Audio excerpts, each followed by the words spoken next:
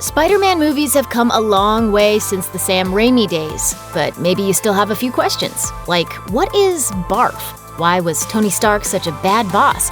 And is Mysterio really dead? We'll get into all this and more as we break down the ending of Spider-Man Far From Home. Over the course of 5 movies, Iron Man has been Peter's mentor and personal role model, taking over what's traditionally been the Uncle Ben role.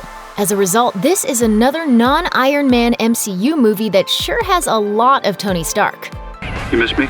This time around, Tony's hogging of the spotlight is even more impressive. Since being fried by the full might of the Infinity Stones, that guy is extremely dead, and the world loves him for it, with murals on walls honoring the hero from the streets of Queens to the canals of Venice.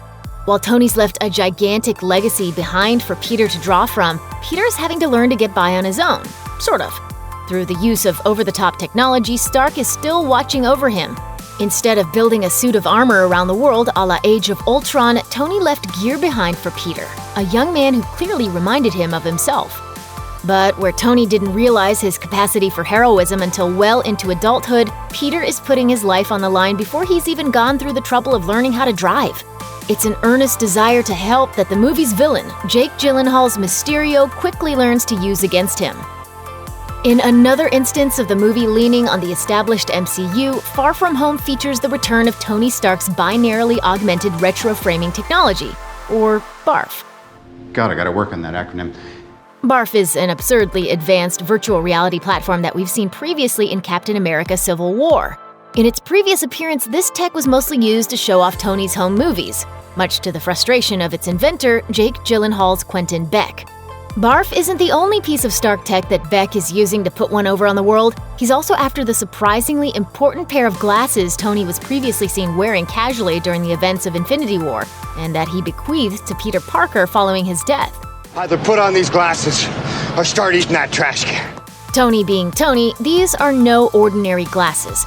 Beck's primary reason for wanting the glasses has to do with their connection to a powerful fleet of weaponized drones, capable of projecting a massive illusion in London.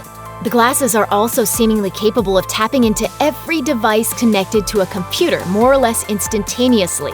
Kind of terrifying power. Is this what Tony was doing with those glasses the whole time?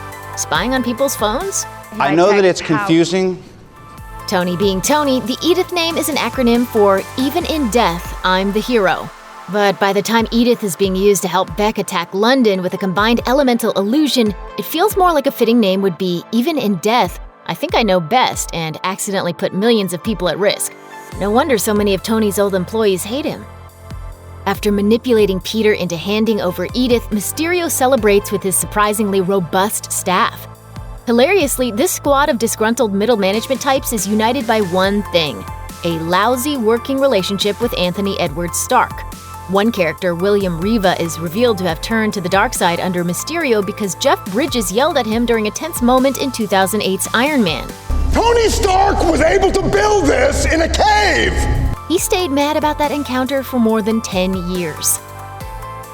While helping out Mysterio during his staged encounter with the molten fire elemental, Peter notices a little bit of strangeness regarding the physics of the fight, with his webs bouncing off what appear to be some invisible objects near the under-attack Ferris wheel.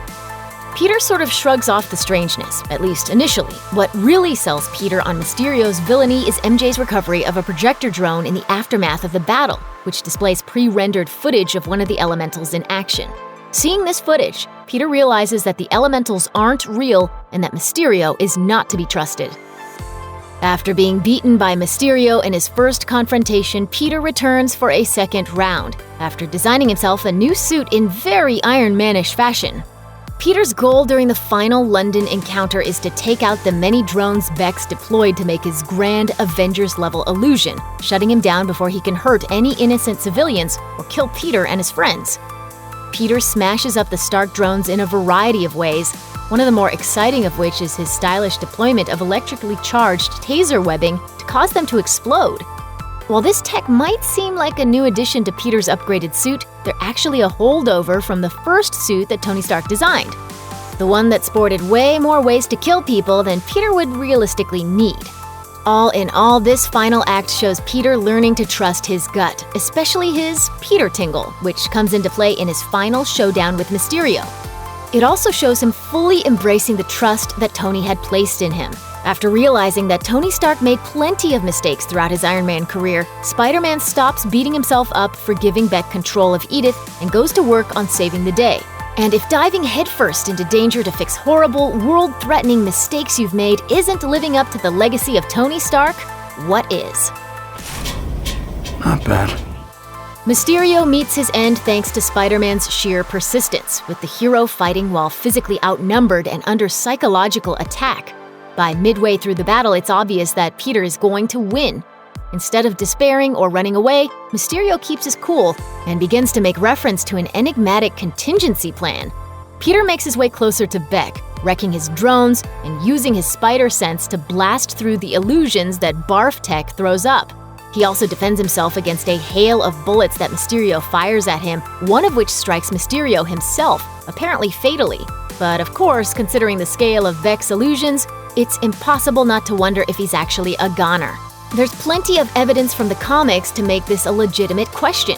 Not only has Quentin Beck faked his own death before, but several other criminals have taken on the identity of Mysterio in Beck's place.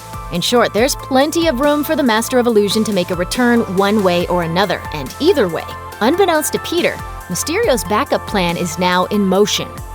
After Spidey halts the attack, one of the people on Mysterio's payroll can be seen downloading data onto a portable drive before walking away with unknown intentions. It's implied that what's been copied is data related to the fight, specifically camera footage from the drones. It ends up coming back in a big way during the mid-credits scene, but for all anyone knows in the hours after the battle, Mysterio has been defeated and the threat he poses is over. Unfortunately, poor Peter Parker is far from done with this fight. Suffice to say, it looks like this Peter can't even get through high school with his secret identity intact. If only he had gone into the battle dressed as Night Monkey, this probably wouldn't have been such a big deal. The comics once again offer some precedent for these plot points. Back in Mysterio's first appearance in Amazing Spider-Man number 13, he poses as a crime fighter and strikes a deal with J. Jonah Jameson to expose Spidey's identity to the world in the pages of the Daily Bugle. What we see in the mid-credits scene is a clear reference to Mysterio's debut. Before all of that goes down, Peter returns to New York, having finally established a romantic relationship with MJ. That's not the only relationship on Peter's mind, though. He also has questions for Happy Hogan and Aunt May regarding their relationship status in the new post-blip world order. After interrogating his guardian about her love life, Peter rolls his eyes and sets off for a triumphant session of swinging around the buildings of Manhattan, a well-earned victory lap. It's a way different feel from Peter's first adventures in Homecoming, which mostly stayed across the East River in the slightly less vertical borough of Queens. More than any of Peter's other adventures in the MCU so far, this sequence feels like a throwback to the Sam Raimi Spider-Man movies, which featured no shortage of exhilarating Manhattan-based web-slinging. Charmingly, Peter doesn't go it alone, taking MJ up into the skies to swing downtown for a few blocks. Judging by her excitedly panicked reaction, it's something she'll have to get used to, but despite the danger, she still looks happy to give it a whirl. If the movie ended here, it'd be a happy note. Unfortunately for Peter, the movie's post-credit scenes have a major change in store for him, one that looks primed to permanently shake up Spider-Man's place in the MCU. Check out one of our newest videos right here. Plus, even more Looper videos about the MCU are coming soon. Subscribe to our YouTube channel and hit the bell so you don't miss a single one.